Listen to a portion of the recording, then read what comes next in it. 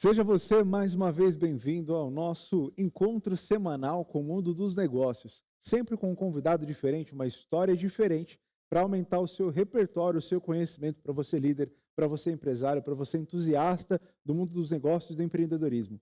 E seguindo o nosso compromisso de trazer pessoas relevantes, com histórias especiais, que tragam para você uma visão diferente sobre o mundo dos negócios, nós trouxemos um convidado muito especial. Ele é advogado, ele está hoje numa transformação muito grande, escritor, palestrante, ator na área do desenvolvimento pessoal, é uma pessoa multifacetada, tem várias frentes que ele atua e com certeza vai agregar muito para você e para a sua vida no nosso talk show. Hamilton, meu irmão, muito obrigado por estar aqui. Eu que agradeço. Mais uma vez, um grande prazer da gente poder se encontrar, né? A gente já teve o nosso momento de encontro lá atrás em um desses cursos de desenvolvimento pessoal e Verdade. depois compartilhando e conhecendo um pouco mais a tua história. Eu fiquei encantado com tudo aquilo que você está construindo e hoje a gente tem o momento de contar a sua história aqui. Maravilha. Eu agradeço imensamente a oportunidade de estar aqui no seu programa, batendo esse papo, nesse talk show tão bacana que você criou para falar de negócio tão importante, né? E vindo também da tua história, que eu conheço um pouco, de tudo que você quer transmitir, para mim poder contribuir é uma honra imensa. E eu acho que as pessoas precisam ouvir a mensagem que a gente tem para transmitir, para poder, de certa forma, somar e ajudar que o mundo dos negócios, do modo geral, né, o mundo do desenvolvimento, possa ser facilitado o acesso. Então, estou aqui para contribuir no que eu puder da minha vida, do meu conhecimento, que é pouco, a gente é eterno aprendiz. Vai ser um grande prazer, eu tenho certeza que o episódio de hoje vai ficar marcado na nossa história. Bom, ser advogado é uma profissão que muitas pessoas já se encantam, já conhecem muito bem, é uma profissão tradicionalíssima, porém tomar a decisão de ser advogado, imagino que não seja uma decisão tão fácil e tão simples. E toda decisão ela é construída em algum momento da nossa vida. Quero resgatar um pouquinho da tua história lá atrás, de como chegou nesse momento. É engraçado, né? A gente hoje eu consigo entender o que que é propósito, o que que é missão de vida. Eu não nasci advogado, assim, na minha missão de vida, eu me tornei advogado por uma questão da vida. Então, só para que você entenda, eu nasci numa família humilde, meu pai é motorista aposentado, minha mãe dona de casa. Então a vida nunca foi simples, nunca foi fácil. Hoje eu olho para o meu filho, eu vejo meu filho, as oportunidades que meu filho tem, as facilidades, eu não tinha nada daquilo. Então, quando eu cresci, nasci e cresci numa cidade pequena, no interior do Rio de Janeiro, Araruama, cidade que hoje tem 150.000 habitantes, mais ou menos. Imagina aquela época lá, vamos botar 20 anos atrás, era uma cidade em que trabalho, para que você tivesse uma oportunidade de ganhar alguma coisa, construir alguma coisa, não existia o digital. Então, basicamente, ou você era funcionário público ou você era bancário. Não tinha muita opção. Ou ia acabar num balcão de uma loja, de um bar, e se virar nos 30. Ou tentar empreender nesses comércios pequenos. Porque também não tinha grandes estruturas como tem a capital aqui, como tem São Paulo, Rio de Janeiro. Enfim, eu digo que São Paulo tem tudo, né? O mundo das oportunidades. Aqui o que você quiser, você constrói. A cidade que eu nasci não tinha nada disso, não tem essa opção. Ainda não tem. Eu chego lá, eu me sinto meio deslocado. Então, quando eu chegou um momento da vida que eu precisei estudar mais para poder fazer uma faculdade. E a opção que tinha à época, eu fui tentando identificar. Eu falei: "Cara, o que que eu vou fazer?". Eu gostaria de ter feito educação física, pra falar a verdade. Eu deveria, porque ainda mais quando eu vejo esse calor todo que tá fazendo aí de terno e gravata, eu falo: "Poxa, seria melhor ficar na beira da piscina de short e camiseta". Mas não era aquilo também que tocava meu coração. Daí a faculdade mais perto da minha cidade ficava a 1 hora de deslocamento. Ficava em Silva Jardim, numa outra cidade, e tinha que pegar 1 hora de um ônibus que a prefeitura fornecia à época. Tinha uns outros que eram locados, né, tinha um grupo que fazia tipo uma associação de alunos e pagava mensal para ir para a escola, para ir para a faculdade. Então, além de você pagar a mensalidade da faculdade, você ainda pagava o ônibus e levava 1 hora para lá, 1 hora para cá. Então tinha que ter muita vontade de estudar. Detalhe, a faculdade ficava na beira de uma BR, da BR-101, e perto não tinha nada, não tinha nada, não era um centro urbano, era mato para todo lado e do outro lado da BR um posto de gasolina com uma lanchonete, era o que tinha. De vez em quando um vinha lá, atravessava a rodovia, quase que partia dessa, porque a carreta passando, então era um perigo danado, a gente tinha que ir para a faculdade para estudar. Eu ia para estudar. Quando eu não queria ir, "ah, não tô afim", eu nem ia, porque, pô, 1 hora para lá, 1 hora para cá, ficar lá plantado esperando dar 10 horas para sair, para chegar em casa 11, era melhor não ir, porque não dava para matar a aula. Então, como só tinha essa opção, eu ia para estudar. Mas por que o direito? Porque só tinha 2 opções, ou era administração ou era direito. Eu não conseguia ventilar, por exemplo, eu vou fazer medicina. Primeiro que eu tinha pavor de sangue. Segundo que eu não tinha condições de pagar uma faculdade e ficar o dia inteiro, né, dentro de uma faculdade, não tinha essa possibilidade. Para pagar à época R$ 300 da faculdade de direito não era fácil. E daí eu fui correndo atrás, correndo atrás, correndo atrás, consegui lá um emprego, juntava um dinheirinho, fui fazer com vontade de fazer direito, mas com uma ideia de me formar e ser juiz. Ser juiz, ser promotor, meu foco era esse, eu não queria ser advogado. Eu não queria, eu brincava que eu falava assim: "Não, não quero ser advogado, ficar correndo atrás de cliente, passando calor de terno". Pô, no Rio, em São Paulo fica de boa de terno, mas no Rio é tenso. O calor de derreter. Eu falava: "Pô, o juiz fica lá no ar-condicionado, promotor, tem poder, pô, manda, desmanda". Ah, eu ficava olhando assim, ficava empolgadão, falava: "Poxa". Daí eu peguei, não tinha dinheiro para fazer direito, fui fazer administração. Falei: "Eu vou fazer administração, tem que fazer alguma coisa. Tem que fazer alguma coisa, porque a administração eu posso ser funcionário do banco, entrar no banco". E foi o que aconteceu. Entrei no banco para trabalhar fazendo administração, quando eu tô lá no banco, no Itaú, o do primeiro para o segundo período da faculdade, o diretor da faculdade me chama e fala assim: "Preciso conversar com você. Ó, na matéria de administração, são 4 matérias de administração e uma de direito dentro da grade de administração. Nas 4 de administração, você tomou ferro em todas.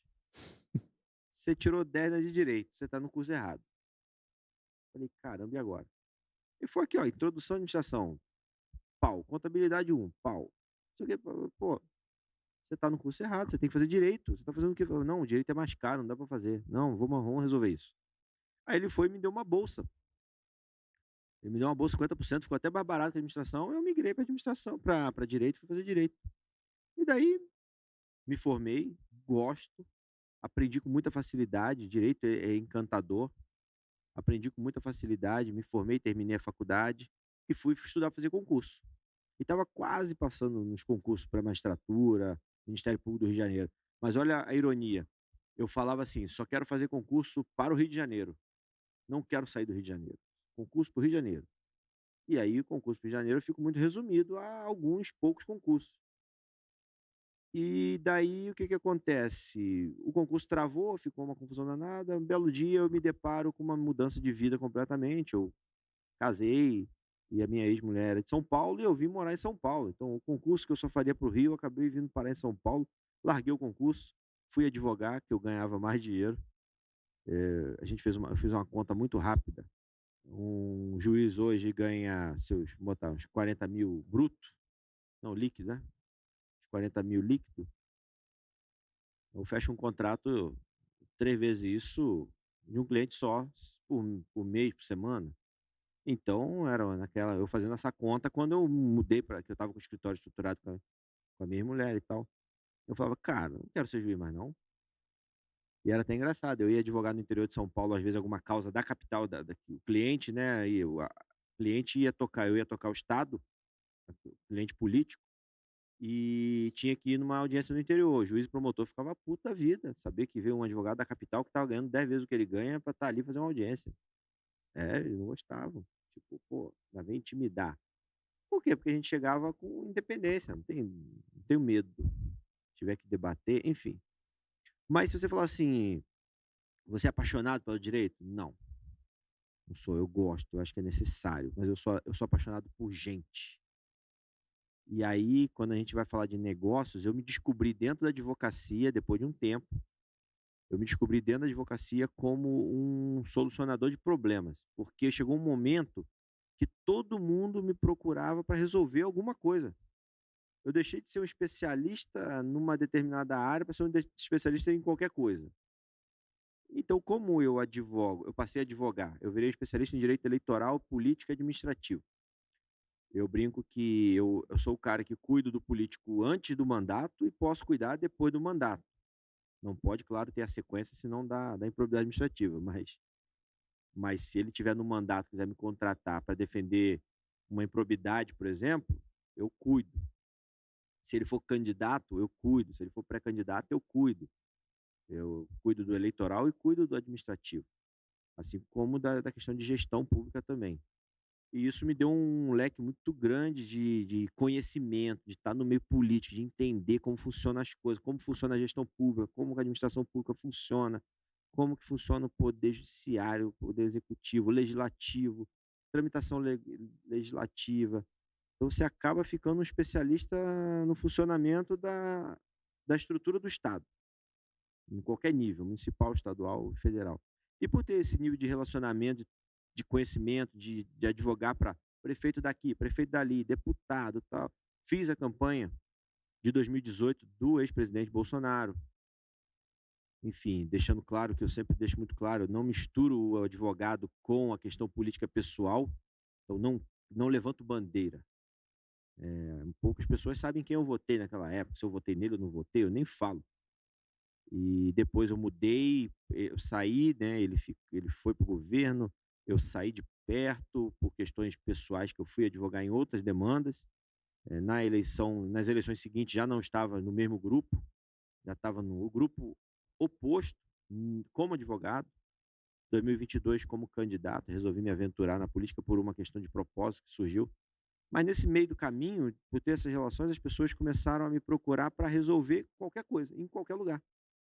No âmbito jurídico, no âmbito judiciário, no âmbito político, no âmbito da administração. Claro, tudo dentro da legalidade. Então, foi quando eu comecei a entender que eu era mais do que um advogado. E eu precisava desenvolver isso para entender qual é realmente o meu propósito. Aí eu fui fazer alguns cursos de desenvolvimento humano, e foi quando realmente eu entendi o que que eu estava fazendo aqui. Meu perfil não é de um simples advogado, é muito mais do que isso.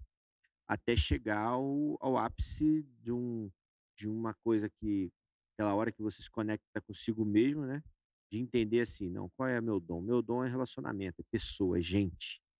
Eu sou bom para conectar as pessoas. Eu entrego muito.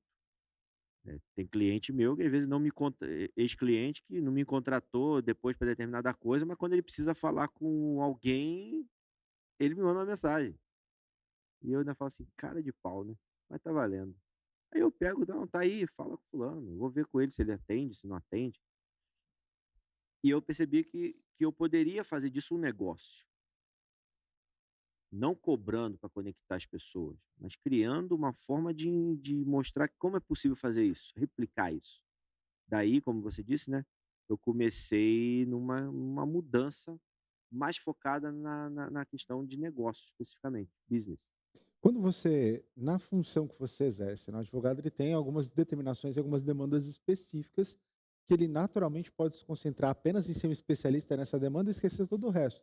Ele esquece que o cliente dele, ele só vai olhar para o processo, ele esquece, talvez, de quais são os valores dele, ele só vai olhar para a brecha da lei. Enfim, ele vai se concentrando cada vez mais no processo e a gente tem percebido, inclusive, um movimento que diz que o advogado em si, o advogado de processo simples, talvez ele possa até sumir do mercado, porque se é só para olhar processo, a inteligência artificial pode fazer isso. Ela não vai olhar o humano, ela vai olhar a regra da lei, a letra da lei, né? Quando você enxergou esse caminho de, através da sua profissão, ter outras possibilidades ali de desenvolver relacionamento, fazer network, abriu-se novas oportunidades para você. Como que o mercado te recebeu? Como que seus pares, os seus parceiros, advogados te receberam? Talvez tenha alguém em casa que exerce essa profissão e ele está ali amarrado só em processos. Ele só faz aquilo, ele só é bom naquilo e ele não olhou para o que ele pode fazer na função. É interessante isso que você traz, né, porque eu nunca consegui ficar preso a essa questão de processo, nem trancado dentro de uma sala mexendo só no computador ali. Eu sou bom, modéstia à parte, nessa parte, de eu consigo ficar horas trabalhando uma petição, e eu brinco até com as pessoas que trabalham quando eu estou num processo específico, com outros advogados, eu costumo dizer assim: "Vocês sabem que eu sou detalhista, não deixa furo que eu vou achar". Até quando eu pego um processo da parte contrária, a parte contrária vem e faz blá, blá, blá, blá, blá, ó, aqui ó, a brecha aqui para chutar, a bola na pênalti aqui, ó, deixou na linha. Então, só que eu entendi também que é importante essa parte de você cuidar do todo. E o que que eu passei a fazer, que aí vai uma dica para as pessoas. Eu tenho a minha especialidade, mas eu não recuso o que aparece. Vou te dar um exemplo. Eu não advogo criminal, eu. Mas se você me procurar e falar: "Tô com problema", tomara que nunca aconteça. Vamos dar um Amém, exemplo. amém. "Tô com problema criminal". Você cuida? Cuido. Eu tenho um advogado criminalista amigo, parceiro, eu vou ligar para ele e falar assim: "Ó, tem essa demanda aqui, tô te encaminhando, dá uma olhada". "Ah, legal. Posso passar o contato?". "Pode". Eu já tenho um combinado com ele, 30%. Eu só terceirizo. Como eu virei um hub de relacionamentos, eu saí terceirizando um monte de coisa. E chegou uma hora que eu percebi que é mais interessante você fazer isso, porque você ganha mais e Você você não ganha tem dor de ca escala, né? e não tem dor de cabeça. Você não tem nem que se preocupar com o prazo. Então, chega para mim uma demanda, eu não fico captando, até porque é antiético, segundo o estatuto da OAB, o que eu acho uma tremenda besteira, né, nos Estados Unidos é livre, eu não fico captando clientela, mas as pessoas me procuram: "Ah, você toca isso aqui?". "Toco, eu tenho parceria com fulano, fulano toca". E aí eu transfiro para fulano tocar. O fulano, ele faz a negociação e ele toca, mas eu monitoro, geralmente eu estou na procuração junto.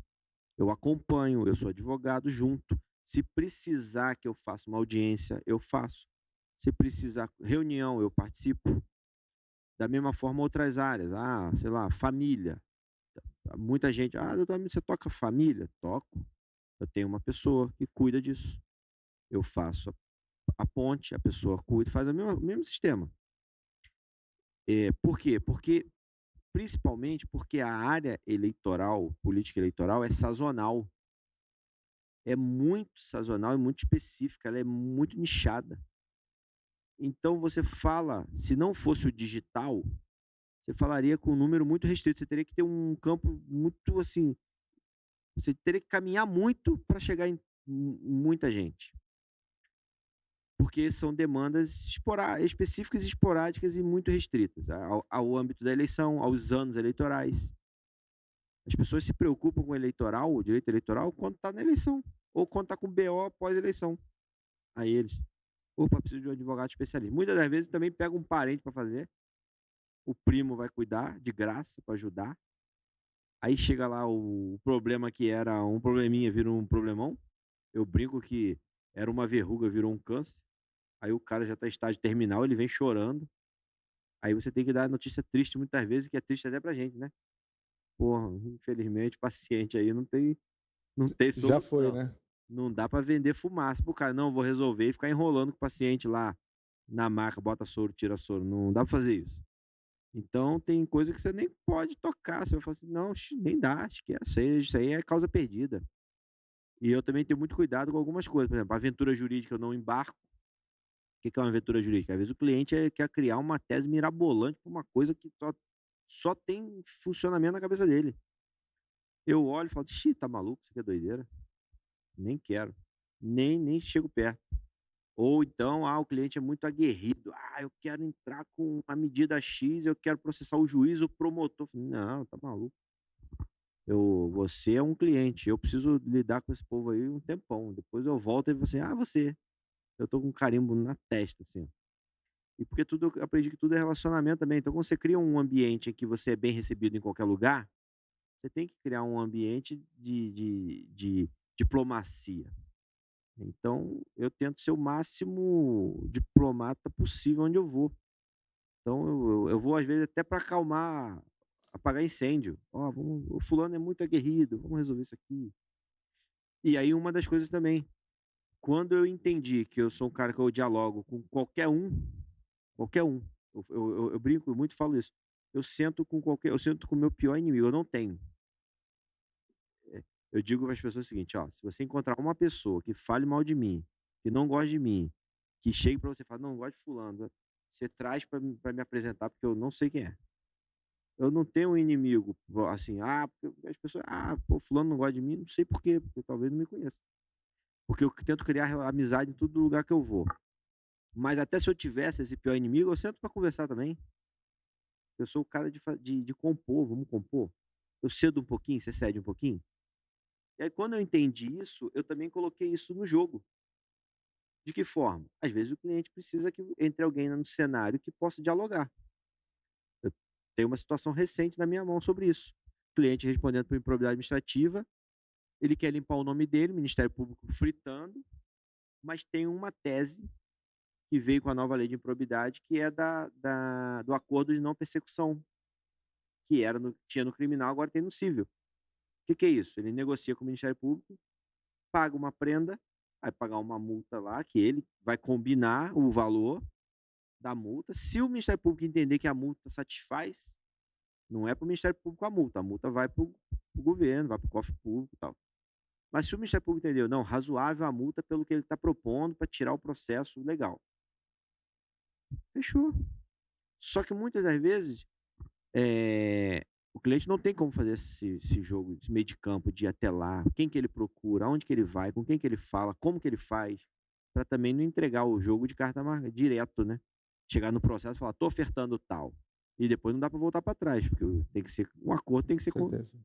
então eu me coloquei também nessa posição, ó, eu negocio acordo, eu vou lá para negociar acordo, eu sei aonde ir, eu sei com quem falar, e eu sei como fazer. Já aconteceu de Ministério Público falar assim: "Junta no processo, doutor, manda no e-mail a proposta". Eu falei: "Não, não vou no e-mail. Eu quero sentar para conversar, nós vamos pôr no papel e vamos assinar. Não vou mandar o e-mail dizendo: 'Tô ofertando tal'". Aí se ele vier uma condenação mais baixa, você: "Mas eu tenho essa proposta aqui, ó, mais alta". E se eu tentar negociar algo menor que eu entendo, você vai dizer: "Não, mas já tem essa aqui maior". Tá documentado. Acordo tem que ser dialogado, você não está cedendo nada, eu que vou já chegar propondo. Então, em todo o cenário, eu consegui entender que tem formas e formas de você atuar. E isso não tem nada a ver com lobby. Se fosse o lobby, eu vou além. Tá na hora do Brasil, a gente tem que tocar em algumas coisas, tá na hora do Brasil legalizar o lobby. E tem muita gente na informalidade que tem trânsito muito forte, que pode resolver coisas de interesse global, não é específico, que não é ilícito, mas que fica com receio porque tem aí a questão do lobby, que lobby é crime e tal. Nos Estados Unidos é legalizado. Tem uma série chama House of Cards, e um dos principais personagens é o lobista, é ele É isso quem mesmo. conduz. E nessa série, um dos personagens principais, ele é exatamente aquele que faz o lobby. Eu acho que ali eu entendi a importância do lobista, e as relações, talvez os conflitos que ele intermedia, que ninguém faz ideia de que ele apareceu, não só pelos conflitos, mas pelas negociações, por facilitar coisas que iam demorar anos pelas vias legais, pelas vias tradicionais, até as pessoas se aproximarem para conseguir executar algum tipo de, relação que é necessária, né. Mas é exatamente isso. E nós temos isso, nós temos várias questões de interesse, por exemplo, no Congresso Nacional se discutindo reforma tributária. Aí nós temos a questão aí, agora menos, mas tinha a questão do Estatuto de Desarmamento. A empresa armamentista tem total interesse que o Estatuto de Desarmamento fique quieto do jeito que está e todo mundo possa ter uma arma. Mas quem faz o trâmite, quem faz o trânsito de chegar nos políticos para falar: "Olha, isso aqui é de interesse. Olha isso aqui", não é chegar lá e comprar voto, não é isso. É fazer esse trânsito das empresas que têm interesse, de alguém que tem interesse em alguma coisa que é coletivo, né. Vamos lá, tá se falando muito da questão de agrotóxico. As empresas de fertilizante agrotóxico têm interesse também que se tramite lá mostrando que: "Olha, não é tanto assim, ou não é tanto assado, ou é ou não é". Eu nem entro nessa discussão, porque eu não entendo, então aí fica a briga ambiental com a briga, dessa parte, enfim. A questão da empresa de cigarro, tudo Isso. Você tem hoje, você tem a bancada, você tem 3 bancadas no Congresso Nacional, né. A bancada evangélica, que é muito forte, aí não se usa o termo lobby, mas tem um lobby muito pesado, no sentido de que aprovar aquelas leis de interesse da comunidade deles, dos evangélicos. Quais? Não aborto, questão de não casamento, liberação do casamento entre pessoas do mesmo Relações sexo, homoafetivas. etc. Não é lobby? É lobby. Eles não vão nos políticos lá para tentar convencer? Não criam um baita de uma pressão? É, tanto é que tem a frente para isso. Criam-se frentes parlamentares para isso. Tem a do agro, que tem total interesse que se reduza imposto nas carnes, que crie tal isso, tal política tributária, tal isso, tal aquilo. Então tudo isso, essa pessoa, se fosse legalizado no Brasil a questão do lobby, teriam escritórios específicos para fazer esse trabalho, de conectar as empresas que têm interesse. Vou te dar um exemplo. Outro dia eu sentei e eu tenho uma facilidade muito grande de conectar pessoas e eu faço isso com tanta espontaneidade, assim, tão simples, que às vezes nem eu percebo que um amigo chegou, me deu uma cotovelada e falou assim: "Ô, você já está entregando ouro?" Depois ele falou isso, aí eu falei: "Cara, mas é tão simples isso aí, meu". Foi o seguinte, eu fui tomar um café lá na agência da Ferrari aqui, É, Avenida ali Europa na ali. Avenida Europa ali, na Avenida Brasil, né. Aí tô lá tomando um café com esse amigo e um diretor lá e conversa vai, conversa vem. Eles começaram a falar da importação de carros que vêm pelo mercado negro do leste europeu e chega aqui no Brasil. Por um terço, não, menos um terço do valor total que compraria aqui. Então vamos dizer que uma Ferrari está saindo a 8 milhões agora, você consegue ir lá no leste europeu, comprar uma Ferrari por 5, botar no container, trazer para cá, você desce lá no Nordeste, o navio desce no Nordeste, você vem com ela no caminhão até São Paulo, não recolhe nada de ICMS em lugar nenhum. Chega aqui em São Paulo, o Detran, segundo eles me passaram essa informação, não puxei para saber, o Detran emplaca como zero. O carro vem como zero de lá. Só que esse carro foi vendido na Europa para o seu fulano lá, um libanês, um turco, o que quer que seja, um europeu, um asiático, enfim. Esse carro rodou no leste europeu por 1 ano, zerou o velocímetro e veio para cá como zero, emplaca como zero. Só que quando a Ferrari puxa no cadastro, sabe de quem foi o carro, quanto tempo o carro está rodando, de que ano é o carro. O carro está emplacado como 2023, o carro é 2020. Aí o questionamento deles para mim, o questionamento não, a gente estava conversando, eles falaram assim: "Rapaz, a gente não sabe como barrar isso. A gente perde, porque a gente gasta uma fortuna para manter isso aqui. A gente paga royalties isso aqui tudo. Cada carro desse tem um imposto gigante. Nós temos uma fila, graças a Deus", ele falou, "uma fila de gente para comprar os carros". E é engraçado, né, que você acha que não existe, né, comprador. Ele tinha uma lista de 60 esperando o novo que ia chegar. Eu lembro que em 2016 eu estava na loja da Bentley, e ela vendia 19 Bentleys por mês. 2016 era R$ 1 milhão o carro. 16 Bentleys por mês, um carro de R$ 1 milhão. Então, eu fiquei impressionado quando ele me mostrou a lista do novo carro que era nova que estava saindo aí. SF90? É uma nova que estava saindo agora aí, que eu o nome me fugiu. 8 milhões custa o carro e ele tinha uma lista de 60 nomes esperando na fila. E não tinha carro para todo mundo, porque a Ferrari só ia mandar 30, parece. 30 ia ficar de fora. Aí ele falou assim, eu falei: "Cara, que loucura, né?".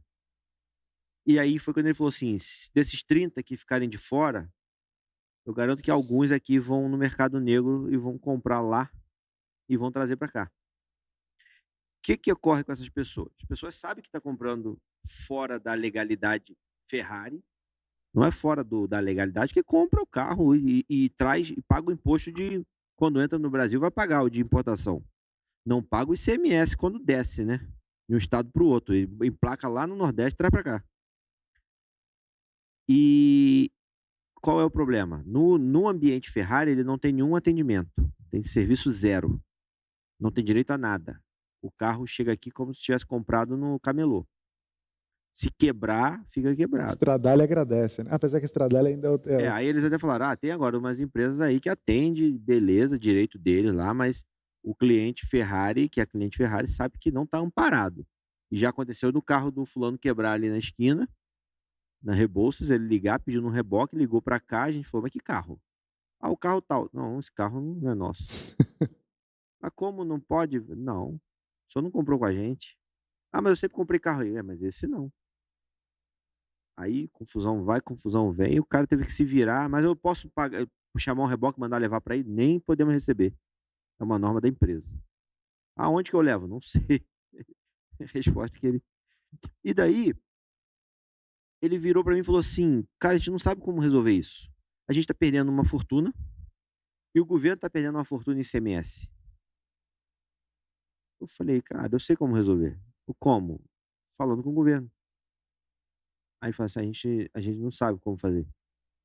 Aí eu olhei para aquele cavalinho, na minha cabeça só veio o seguinte pensamento: se eu tenho uma loja com esse cavalinho na parede, eu falava até com o papa, porque para mim é muito natural, entendeu? E eu fiquei pensando assim, eu tô olhando para aquele símbolo lá, o carro gigante na minha frente aqui, eu fiquei pensando assim: "Como pode?". Mas até fazendo um link com isso, porque voltado para a nossa pauta principal de negócios, muitas vezes dentro da empresa, do ambiente corporativo, os departamentos não se conversam, a logística não conversa com vendas, e aí os pedidos saem errados, o marketing não conversa e, na verdade, briga com vendas. E assim acontece em todas as áreas. Falta essa comunicação. Agora, se numa empresa, num ambiente privado, que tem que dar lucro, falta essa conversa, imagina no ambiente público, Também. onde tem vários caminhos para você chegar em algum lugar, às vezes você não chega em lugar nenhum em todos esses caminhos, né. E aí é um ponto interessante que você pegou, e eu outro dia falava até para um grande diretor de uma das maiores empresas do mundo, sobre essa questão, a importância de um excelente diretor de relações institucionais, que é o cara que vai fazer, por exemplo, essa ponte. É o cara que vai pegar aquela marca do cavalinho ali, vai botar o crachá aqui no peito aqui, e vai chegar em qualquer lugar, vai ser recebido. Porque aquela marca já abre porta, mas quem é a pessoa que faz esse diálogo? E aí foi quando eu estava nessa posição de olhar aquilo ali e falei: "Cara, como é que é possível?".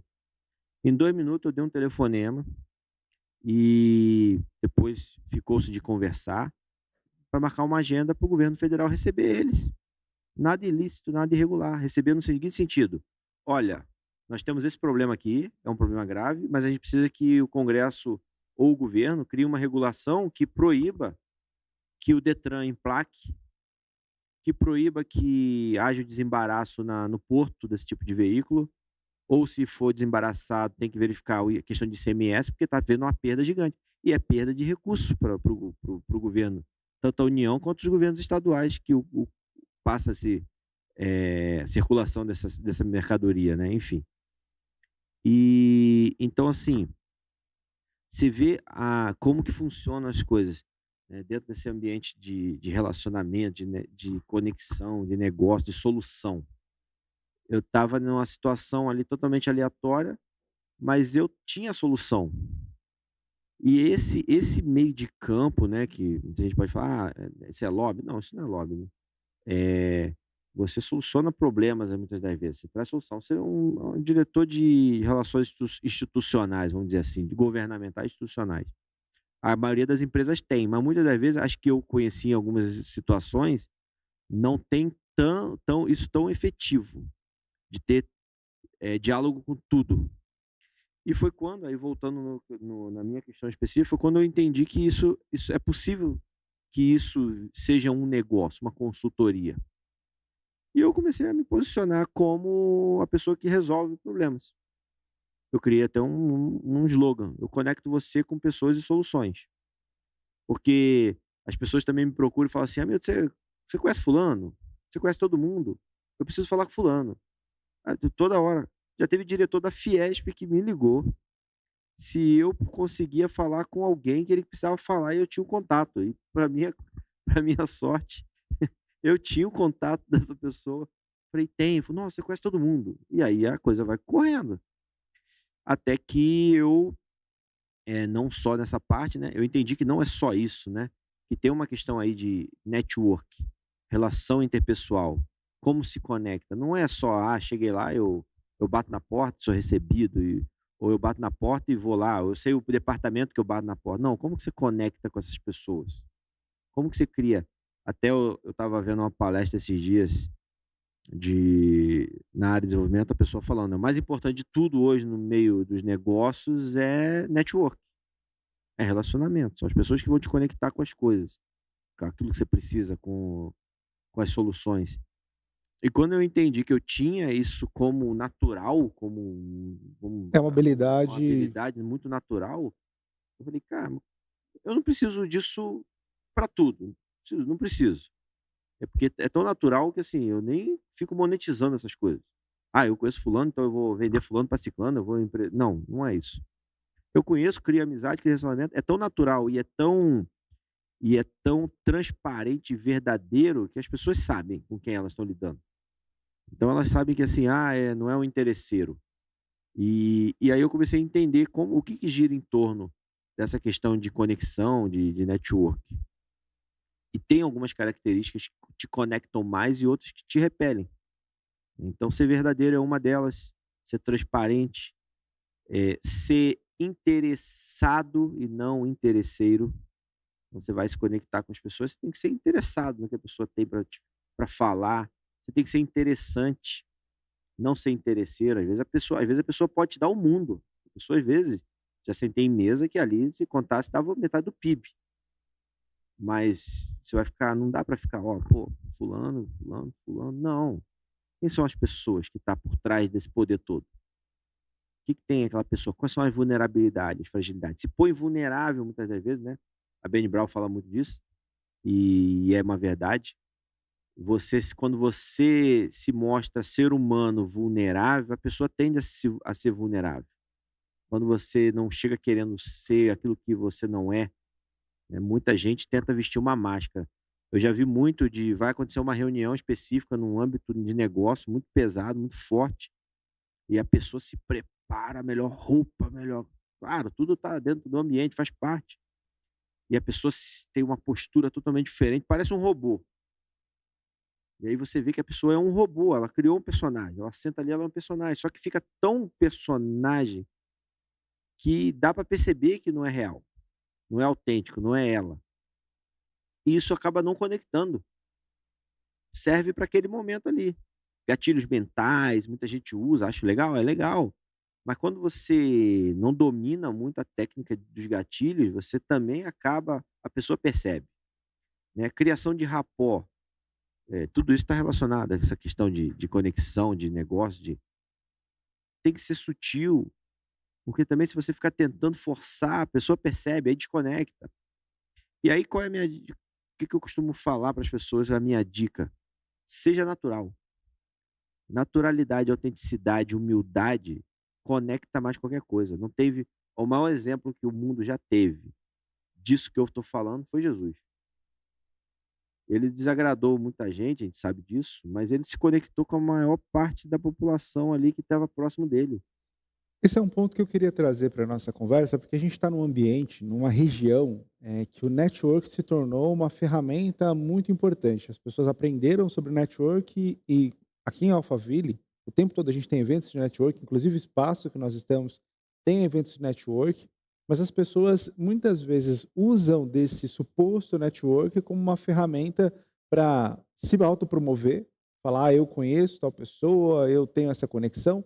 Muitas vezes a conexão ela nem é tão real assim, mas porque ela também precisa ser vista para ser talvez, lembrada em outras rodas. Não usa o network da forma correta, não conecta as pessoas certas e com prazer em fazer isso. Usar o network de forma incorreta também pode fazer com que você afaste, quem você deveria se conectar, né. Hoje você como uma pessoa que estuda muito isso e tem isso até como uma profissão, né, essa tua habilidade se tornou uma profissão que te rentabiliza. Saber usar o network da forma correta trouxe para você algumas transformações, mas quando que a sua vida começou a dar certo verdadeiramente em função disso? E quando você percebeu: "Não, aqui eu estou realmente seguindo um caminho que essas minhas habilidades estão transformando a minha vida"? Primeiro a gente tem que entender, eu demorei um pouco a entender que isso era uma habilidade natural. Eu nunca imaginei assim. Era tão natural que você não percebe. Até que as pessoas começaram a me falar. E olha, cara, você tem uma habilidade, nossa, você tem uma possibilidade, uma capacidade de relacionamento impressionante. Você conhece todo mundo, você conhece. E aí eu ouvia muito isso. Você conhece todo mundo, você conhece todo mundo. Só que era assim, é tão natural e eu não uso isso, que as pessoas que percebem, não eu. Você conhece todo mundo, você conhece todo mundo. Se eu precisar falar com fulano, eu já ouvi assim, ó, não perde o celular não, pelo amor de Deus, esse celular seu aí, vale de ouro. Porque se eu passasse um WhatsApp, eu tenho um contato de muita gente. E aí, dentro disso também que você falou, para que as pessoas não percebam que está sendo só forçado, ou que é ali para tirar uma foto, tentar aparecer, você tem que ser natural, porque senão realmente não só parece forçado, como demonstra que é forçado, demonstra que é por interesse. E quando você vira um vendedor de pessoas, a notícia corre. Você é a pessoa que só quer usar muitas vezes.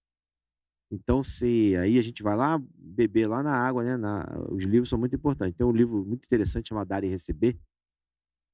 Quando você é o cara que só quer, a pessoa que só quer receber, só quer tirar, só quer para si, você a informação corre, você fica conhecido no mercado como essa pessoa e se queima muito rápido. E as pessoas se afastam.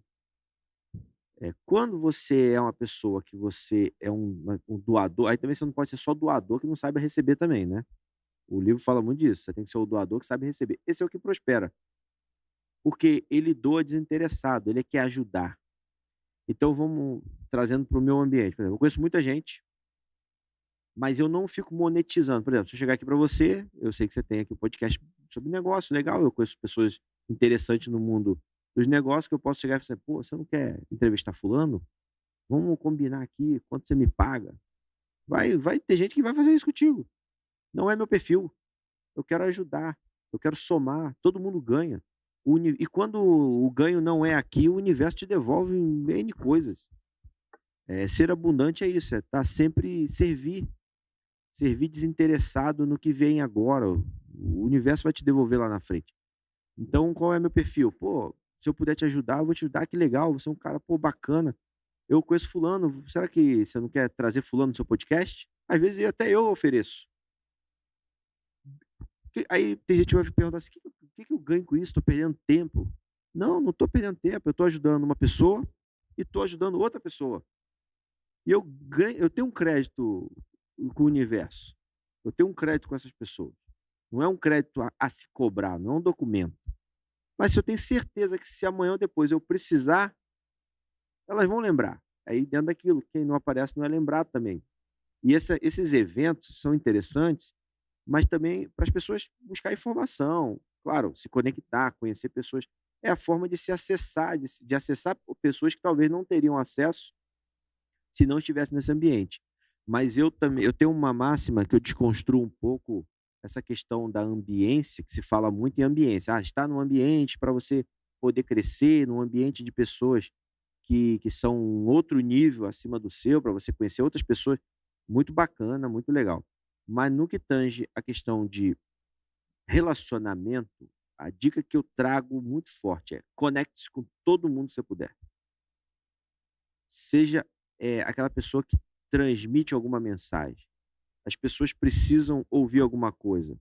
Pode ser um bom dia, boa tarde, boa noite, pode ser às vezes uma palavra de consolo, às vezes a pessoa está precisando conversar. Não fique escolhendo com quem você vai se conectar. E isso vai fazer com que você perceba que às vezes aquelas pessoas mais inusitadas que você podia imaginar, as pessoas que talvez você olhe assim, o porteiro, o gari, a faxineira, a babá, que você podia falar assim: "Pô, mas o que que eu ganho conectando?". Primeiro são seres humanos, eu vou muito nessa pegada. São pessoas, tem troca, sempre vai ter uma experiência, você não perde nada, você está sempre ganhando alguma coisa. Mas às vezes essa pessoa conhece alguém que vai transformar a sua vida. Já aconteceu comigo. Uma pessoa tão aleatória que você podia imaginar, você falava assim: "Nossa", criei uma conexão, viramos amigos, essa pessoa me apresentou uma outra pessoa, que era uma pessoa importante no meio político, que um belo dia me apresentou um grande empresário, que um belo dia esse grande empresário, que eu fui fazer amizade com todo mundo, esse grande empresário, um dia que eu precisei, ele foi quem me estendeu a mão e hoje eu digo que foi um anjo que apareceu na minha vida. Mas se não fosse aquela pessoa lá, que em tese poderíamos olhar assim e falar: "Ah, não é tão importante no meio social", não fosse aquela pessoa lá, eu não chegaria nele. Eu nem frequento os ambientes que ele frequenta. Então, esses eventos são interessantes, mas muitas das vezes as pessoas que estão ali, que já são as pessoas que já estão no meio social forte, elas já sabem o que elas querem. Então, se você não tiver algo a oferecer que conecte com elas, naquilo que elas já estão ali, elas não estão para perder tempo, então elas já sabem o que elas querem, elas estão ali para buscar negócio. Você pode ter um negócio que conecte com o negócio dela, que ela pode ser um investidor. Se não for isso, só para café, talvez muito difícil. Só se você for uma pessoa muito excepcional, né, de chegar e criar um relacionamento e tal, porque essas pessoas são pessoas que, dependendo do nível, são pessoas que têm 5 minutos deles, é muito difícil você conseguir 5 minutos. Vale muito esses 5 É, minutos, né? então, agora, vale a pena se conectar? Mas já chegue sabendo o que você quer. Eu ia te pedir, inclusive, uma dica para nossa audiência, uma aplicação prática para que essas pessoas que estão nos assistindo consigam utilizar na vida, nos negócios, na vida pessoal. Talvez a dica já está começando a ser construída aí, né? É um pouco disso que eu já falei, mas eu acho que a dica principal, nunca recuse um convite para tomar um café com qualquer pessoa, para um almoço, para um jantar. Às vezes você pode achar assim: "Ah, vou perder tempo, vou lá tomar um café com fulano, beltrano". Vai, vai, porque ali vai sair no meio daquela conversa ali, vai sair uma chavezinha que alguém vai falar assim: "Pô, eu para isso que você está me falando, eu tenho essa pessoa que pode te ajudar e vai te conectar com outra pessoa". E dentro disso também, nunca perca a oportunidade de se conectar com todas as pessoas que você puder, no elevador, na rua, num ambiente de curso, de negócios, desse tipo, não perca a oportunidade. No raio de 1 metro de você ali, pode estar a pessoa de 1 a 2 metros de você. Tem uma pesquisa americana que cerca de 80% das pessoas que estão no ambiente não sabem quem são as pessoas que estão ao seu lado. 80% dessas pessoas não sabem, estão ali paradas assistindo alguma coisa, mas não sabe nem o nome de quem está do seu lado. Só que às vezes aquela pessoa que está do seu lado é a pessoa que vai mudar a sua vida, vai transformar a sua vida. Basta que você dê um passo.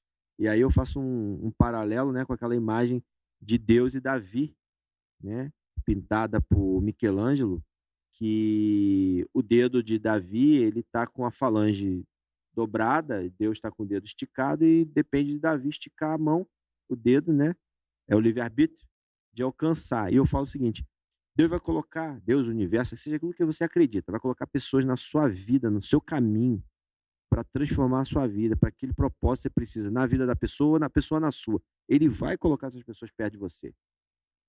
Isso é tão certo quanto 2 e 2. Mas depende de você esticar o dedo, dar o primeiro passo, cumprimentar, falar seu nome, do que você faz. Aí você vai ver, se você começar a criar esse ambiente de aonde você chegar: "Ô, tudo bem? E aí, como é que tá?". "Ah, não sei como puxar assunto, sou envergonhado". Primeiro tem que vencer essa barreira.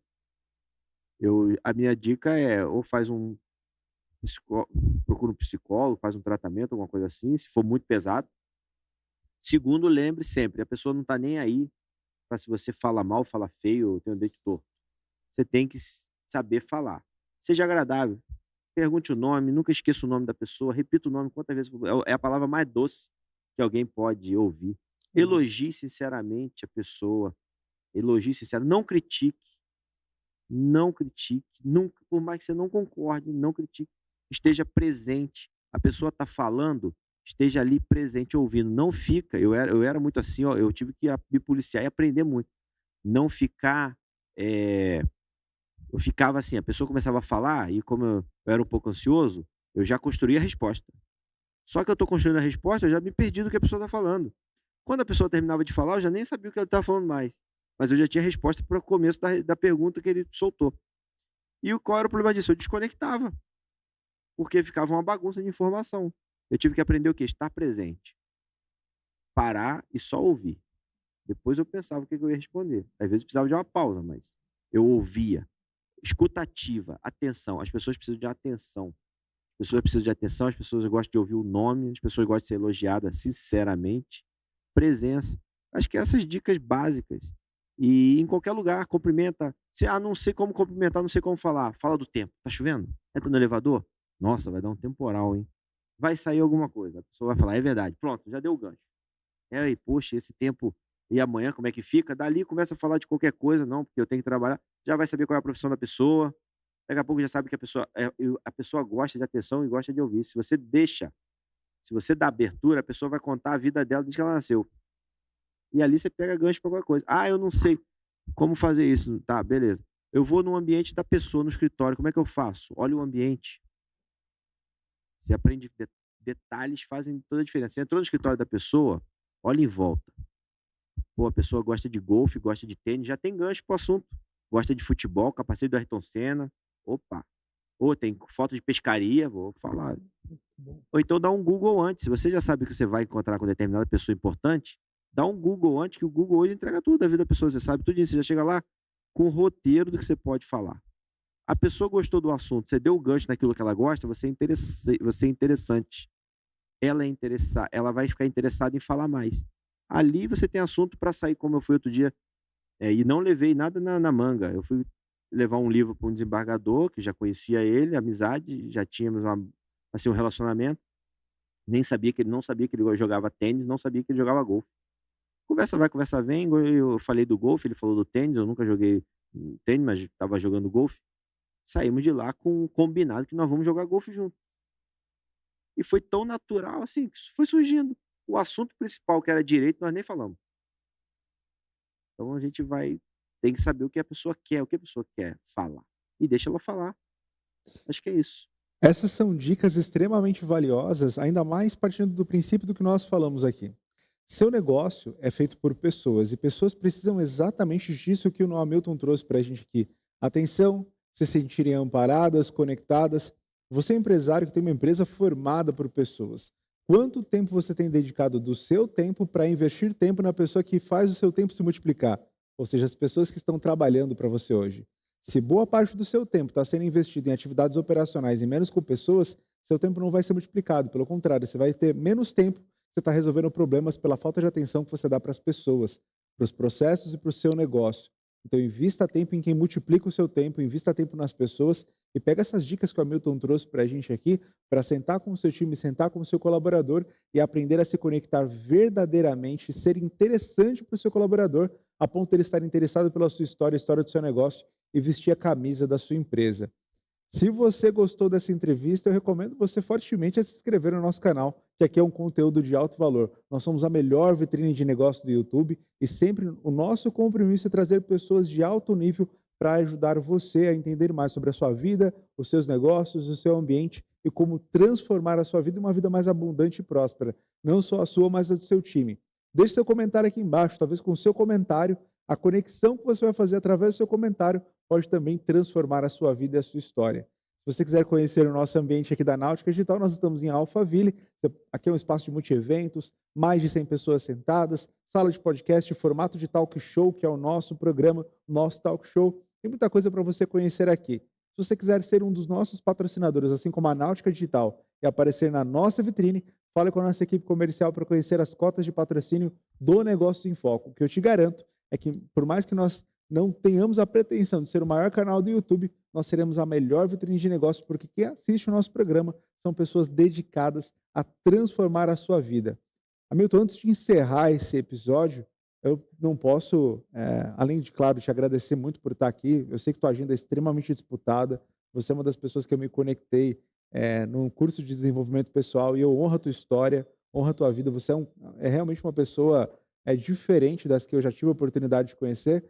Eu quero reforçar que você tem livros sendo publicados, já tem livro publicado. Queria que você só trouxesse um pouquinho dessa sua vida de escritor também, né? Eu fiz uma conta do dia entre livros de autoria sozinho e coautoria, já são 9 livros, né?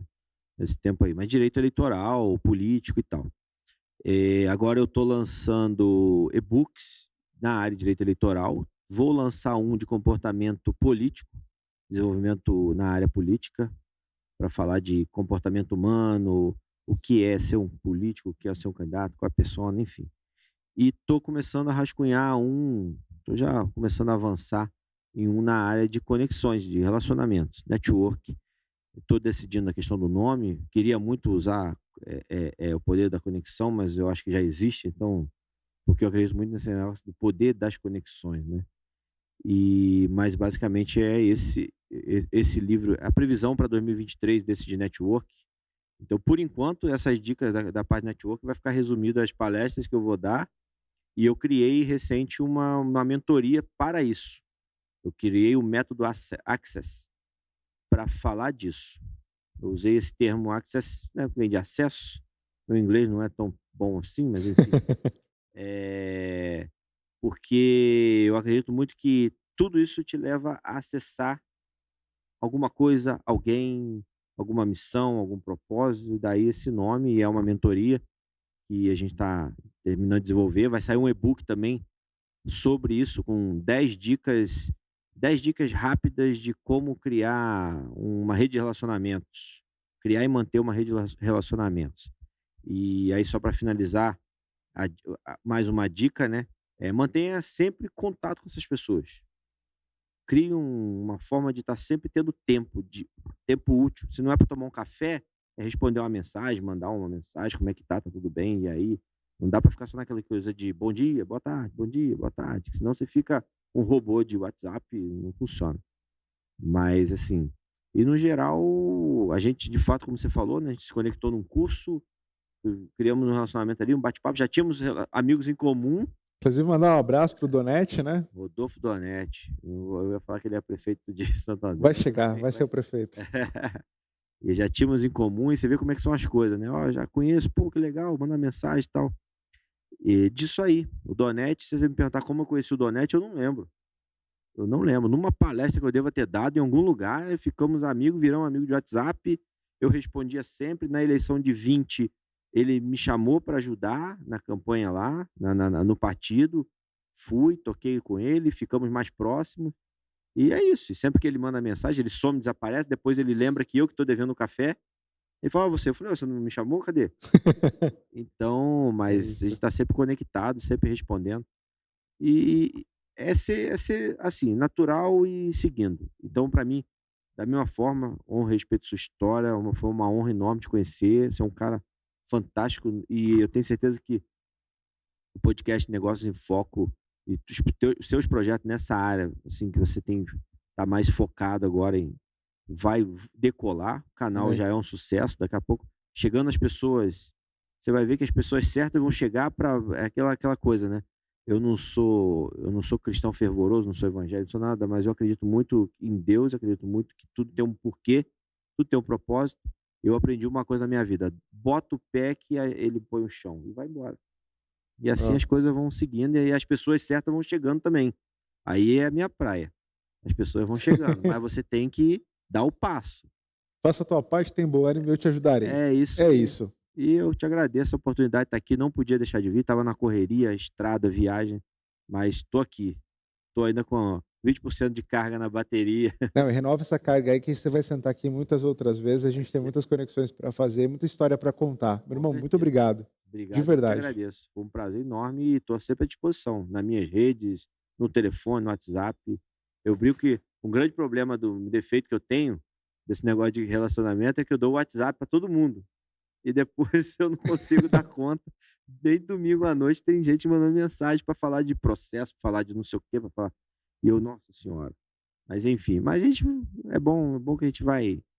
É tão natural que a gente nem percebe que existe domingo, feriado, dia de semana, todo dia é dia. É isso. E para você de casa, muito obrigado mais uma vez. Até o próximo Negócio em Foco. Valeu!